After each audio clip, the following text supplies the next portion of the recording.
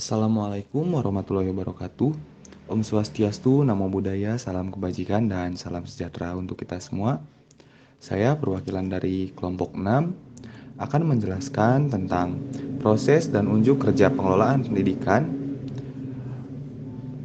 dalam mata kuliah pengelolaan pendidikan yang diampu oleh Bapak Dindin Abdul Muiz Lidimillah SSI, SEMPD, dan Ibu Dwi Amalia MPD. Kelompok 6 beranggotakan yang pertama yaitu saya, Emil Simonal Julian, yang kedua ada Siti Paujiasani, yang ketiga ada Widi Astuti, dan yang keempat ada Wipa Hilmanapila. Untuk materi pertama akan disampaikan oleh Widi. Materi yang pertama yaitu proses manajemen pendidikan. Menurut Cucun, tahun 2017 halaman 5-8. Menjelaskan bahwa administrasi pendidikan memiliki beberapa wilayah pekerjaan, yaitu penataan yang mencakup kegiatan perencanaan, pelaksanaan, dan pengawasan terhadap sumber daya manusia, yaitu diantaranya guru, pegawai, tenaga administrasi sekolah, dan siswa. Kemudian kurikulum atau sumber belajar dan fasilitas untuk mencapai tujuan pendidikan secara optimal dan penciptaan suasana yang baik bagi manusia yang turut serta dalam pencapaian tujuan pendidikan yang telah disepakati. Administrasi pendidikan pada dasarnya adalah suatu media untuk mencapai tujuan pendidikan secara produktif, yaitu efisien dan efektif.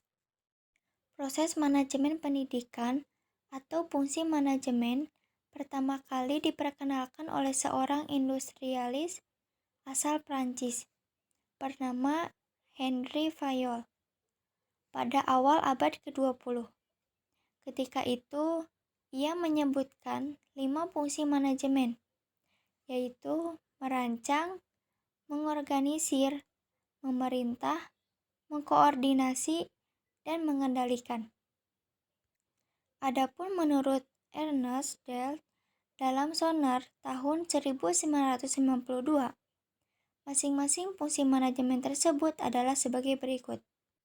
Yang pertama adalah planning, yaitu proses menetapkan sasaran dan tindakan yang perlu untuk mencapai sasaran tadi.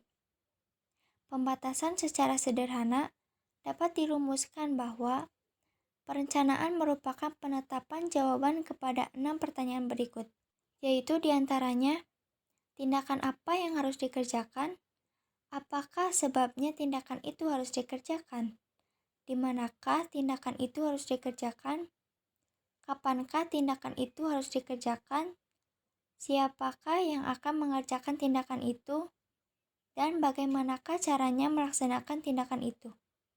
Yang kedua adalah organizing, yaitu 2 orang atau lebih yang bekerja sama dalam cara yang terstruktur dan terintegrasi untuk mencapai sasaran spesifik atau sejumlah sasaran. Yang ketiga adalah staffing, merupakan salah satu fungsi manajemen berupa penyusunan personalia pada suatu organisasi, sejak dari merekrut tenaga kerja, mengembangkannya, sampai dengan usaha agar setiap tenaga memberi daya guna maksimal kepada organisasi. Yang keempat adalah directing atau commanding, yaitu fungsi manajemen yang berhubungan dengan usaha memberi bimbingan, saran, perintah-perintah, atau instruksi kepada bawahan dalam melaksanakan tugas masing-masing, agar tugas dapat dilaksanakan dengan baik dan benar-benar tertuju kepada tujuan yang telah ditetapkan semula. Yang kelima adalah coordinating, yaitu salah satu fungsi manajemen untuk melakukan berbagai kegiatan agar tidak terjadi kekacauan, percekcokan, kekosongan kegiatan dengan jalan menghubungkan, menyatukan, dan menyelaraskan pekerjaan bawahan, sehingga terdapat kerjasama yang terarah dalam upaya mencapai tujuan organisasi. Yang keenam adalah reporting, yaitu salah satu fungsi manajemen berupa penyampaian perkembangan atau hasil kegiatan atau pemberian keterangan mengenai segala hal yang berkaitan dengan tugas dan fungsi-fungsi kepada pejabat yang lebih tinggi sebagai akuntabilitas organisasi. Dan yang terakhir adalah controlling. Sering juga disebut pengendalian. Adalah salah satu fungsi manajemen yang berupa mengadakan penilaian, pengukuran, dan bila perlu mengadakan koreksi. Sehingga apa yang dilakukan bawahan dapat diarahkan ke jalan yang benar dengan maksud dan tujuan yang telah digariskan sebelumnya dalam organisasi. Dari beberapa fungsi manajemen yang dikemukakan oleh para ahli, dapat disimpulkan bahwa fungsi manajemen yang memiliki kesamaan dengan kinerja pendidikan secara umum adalah melaksanakan fungsi planning, organizing, staffing, coordinating, directing, reporting, dan controlling. Namun, pada bagian directing, istilah tersebut dalam dunia pendidikan lebih dikenal dengan istilah perluasan facilitating, motivating, dan innovating. Dengan demikian, fungsi tersebut menjadi planning, organizing, staffing, coordinating, leading, yaitu terdiri dari facilitating, motivating, dan innovating. Kemudian, reporting dan controlling. Controlling dikenal dengan istilah pengawasan yang dilaksanakan sebagai bagian dari pelaksanaan manajerial. Misalnya, di tingkat persekolahan dikenal dengan istilah supervisi sebagai tindakan yang berperan untuk melakukan bimbingan profesional dalam rangka menjaga, memperbaiki, dan meningkatkan kualitas pendidikan. Nah, di dalam proses pengelolaan pendidikan ini, ternyata terdapat pendapat lain mengenai fungsi dan prinsip pengelolaan pendidikan dalam sistem penyelenggaraan pendidikan, yaitu diantaranya yang pertama membuat putusan. Apa sih membuat putusan ini? Membuat putusan yaitu salah satu fungsi administrasi yang perlu dilakukan oleh para administrator yang akan membawa dampak terhadap seluruh organisasi dan hasil keputusan itu. Adapun langkah-langkah dalam membuat keputusan diantaranya menentukan masalah, menganalisis situasi, mengembangkan alternatif-alternatif kemungkinan, menganalisa alternatif-alternatif kemungkinan, dan yang terakhir, pastinya memilih alternatif yang paling mungkin. Yang kedua yaitu merencanakan. Merencanakan merupakan persiapan untuk mengantisipasi tindakan-tindakan yang akan dilaksanakan. Merencanakan ini mengandung unsur adanya kontinuitas atau berkesinambungan serta bertahap yang berpedoman pada tujuan yang akan dicapai. Merencanakan ini bersifat tunggal maupun banyak dan saling mendukung satu sama lain. Merencanakan ini menetapkan tindakan yang akan dilakukan. Adanya unsur ketidakpastian dalam merumuskan perencanaan sebab tidak ada rencana yang tanpa hambatan.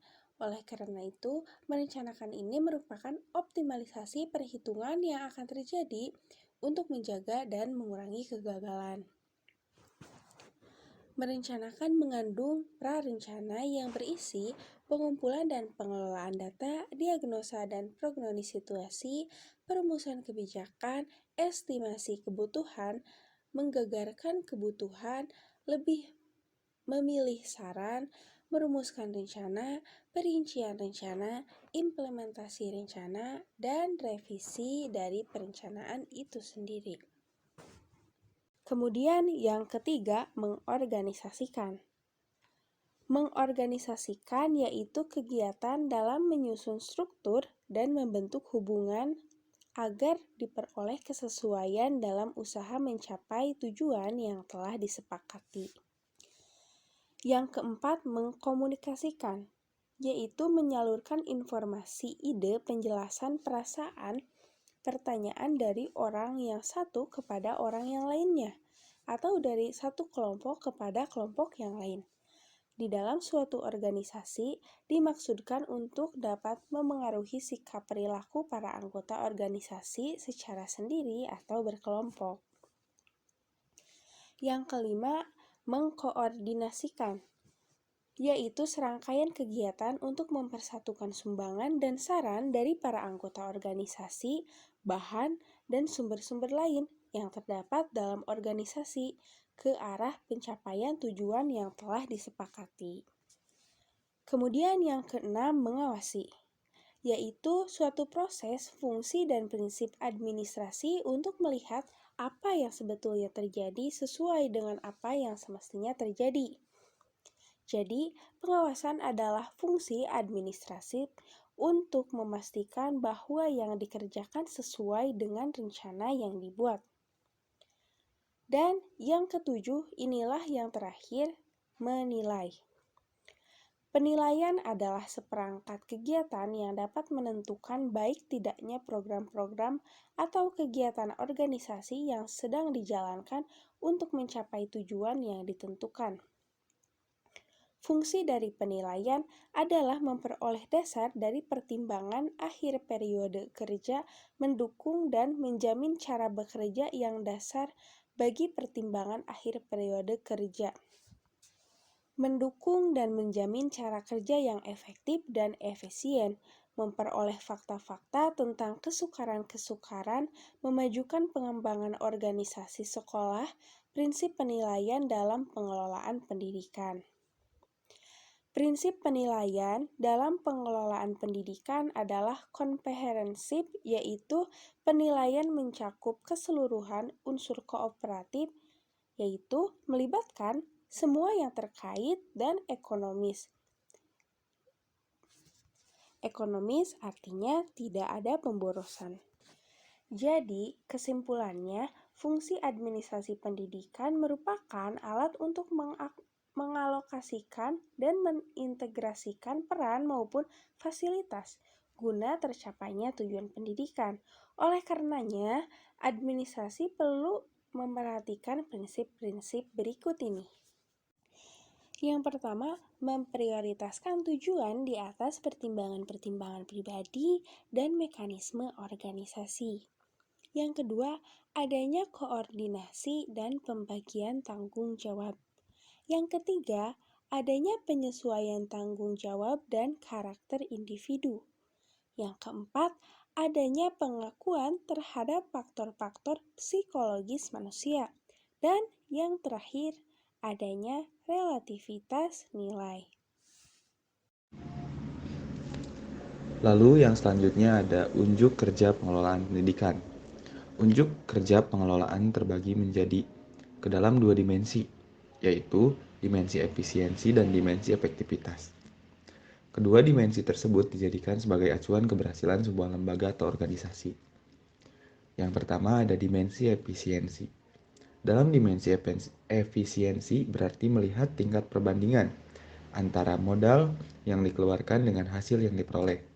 Dikatakan hasil efisiensi tinggi apabila hasil yang diperoleh lebih besar dari modal sebelumnya. Dimensi efisiensi erat kaitannya dengan TQM atau Total Quality Management. TQM merupakan konsep baru di bidang pendidikan yang bertujuan untuk meningkatkan mutu secara total, memandirikan dan memberdayakan sekolah yang berorientasi kepada kebutuhan pengguna yaitu siswa dan masyarakat. Ada beberapa butir yang menggambarkan mutu menurut Amin Wijaya tahun 1993, yaitu yang pertama, mutu adalah kunci untuk kebanggaan, produktivitas, dan kemampuan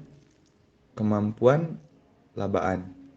Lalu yang kedua, aktivitas mutu yang berhasil memerlukan kepemimpinan manajerial, tidak hanya pernyataan komitmen. Yang ketiga, suatu orientasi konsumen dan pelanggan adalah yang utama dan kepuasan pelanggan adalah tujuan mutu. Yang keempat, manajemen tenaga kerja dan pemerintah harus semuanya mendukung perbaikan mutu. Apabila suatu bangsa berharap menjadi suatu kompetitor dunia yang efektif. Lalu yang kelima, ada pengendalian mutu atau quality control. mempunyai kepentingan strategis dalam mencapai kepemimpinan produk dan jasa. Lalu yang keenam ada perbaikan mutu. Adalah suatu tanggung jawab pribadi dari kita semua dan merupakan suatu usaha yang terus-menerus dijalankan dengan tujuan yang dapat diukur. Konsep mutu dalam dunia pendidikan tidaklah berbeda dengan konsep mutu dalam dunia bisnis.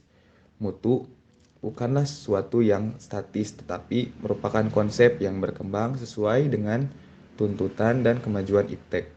Berdasarkan konsep mutu tersebut, mutu pendidikan di sekolah dapat diartikan sebagai kemampuan sekolah dalam pengelolaan serta operasional dan efisiensi terhadap komponen-komponen yang berkaitan dengan sekolah, sehingga menghasilkan nilai tambah terhadap komponen-komponen menurut norma atau standar yang berlaku. Gambaran mutu pendidikan di sekolah dapat dikenali melalui beberapa tanda operasional berupa: yang pertama, keluaran atau lulusan sekolah yang relevan dengan kebutuhan masyarakat. Yang kedua, nilai akhir sebagai salah satu alat ukur terhadap prestasi belajar siswa. Yang ketiga, presentase lulusan yang dicapai semaksimal mungkin oleh sekolah. Yang keempat, ada penampilan, kemampuan dalam semua komponen pendidikan. Teman-teman, di sini saya akan menjelaskan mengenai dimensi yang kedua dari unjuk kerja pengelolaan pendidikan, yaitu dimensi efektivitas. Nah, dimensi efektivitas ini yaitu dimensi yang melihat tingkat penyesuaian antara tujuan yang ditetapkan sebelumnya dengan hasil yang diperoleh. Apabila hasil yang diperoleh tingkat penyesuaiannya lebih tinggi, maka efektivitasnya tinggi pula. Salah satu dimensi efektivitas dalam pengelolaan pendidikan dapat dilihat dari kepala sekolah yang efektif menurut Richard D. Kellogg pada tahun 1994, yaitu yang pertama, ciri dari kepala sekolah yang efektif adalah admonitions behaviors rather than personalities. Artinya yaitu menegur perilaku dan bukan kepribadian. Maksudnya yaitu kepala sekolah yang mau menegur stafnya, baik itu dari pihak tenaga pendidik ataupun bagian administrasinya, apabila berperilaku salah dan bukan menegur atau menjudge dari kepribadiannya atau menghakimi dari kepribadian dari staf tersebut. Yang kedua yaitu encourages people when they have made a mistake to say I'm sorry rather than making them feel complete to cover their mistakes. Artinya yaitu mendorong orang ketika mereka melakukan kesalahan untuk mengatakan saya minta maaf daripada membuat mereka merasa lengkap untuk menutupi kesalahan mereka, yang mana artinya kepala sekolah harus mampu untuk membuat para stafnya mengakui kesalahan apabila mereka berbuat salah. Lalu yang ketiga ada follows up from promptly on recommendation, concern, or complaint. Artinya yaitu menindaklanjuti dengan segera atas rekomendasi, kekhawatiran, atau keluhan dari konsumen, yang mana konsumen dalam hal ini yaitu merupakan orang tua siswa, dan masyarakat yang berada di sekitar sekolah. Yang keempat yaitu foster professional growth and development for faculty with opportunity or visitation, demonstration conference, workshops, and projects. Artinya, foster pertumbuhan dan pengembangan profesional untuk fakultas dengan kesempatan atau kunjungan, konferensi demonstrasi, lokakarya, dan proyek. Yang mana maksudnya yaitu kepala sekolah harus aktif mengikuti berbagai kegiatan untuk memajukan lembaga yang dikepalainya, seperti itu. Yang kelima yaitu is an advocate for teachers and students. Artinya menjadi seorang advokat untuk guru dan siswa. Jadi dapat dikatakan bahwa kepala sekolah juga harus turut andil dalam kegiatan guru dan siswa, atau dapat dikatakan kepala sekolah juga merupakan bagian dari guru dan siswa, seperti itu. Yang keenam ada if positive in her or his outlook. Artinya jika positif dalam pandangannya. Kepala sekolah yang baik akan mengetahui hal mana saja yang baik atau tidak baik bagi lembaga yang dikepalainya. Yang ketujuh ada keeps everyone well informed of events. Artinya membuat semua orang mendapat informasi yang tepat tentang acara yang dilaksanakan di dalam lingkungan sekolah. Yang kedelapan yaitu make sure staffs and students receive proper recognition or accomplishment. Artinya, memastikan staf dan siswa menerima pengakuan atau pencapaian yang layak sebagai seorang staf dan siswa itu sendiri. Yang kesembilan yaitu make sure that basic school policies are closely defined and clearly communicated. Artinya, memastikan bahwa kebijakan sekolah dasar didefinisikan secara dekat dan dikomunikasikan dengan jelas kepada warga sekolah. Yang ke-10 yaitu stresses the importance of making everyone feel like a winner. Artinya yaitu menekankan betapa pentingnya membuat semua orang merasa seperti pemenang. Sekian penjelasan materi dari saya. Terima kasih.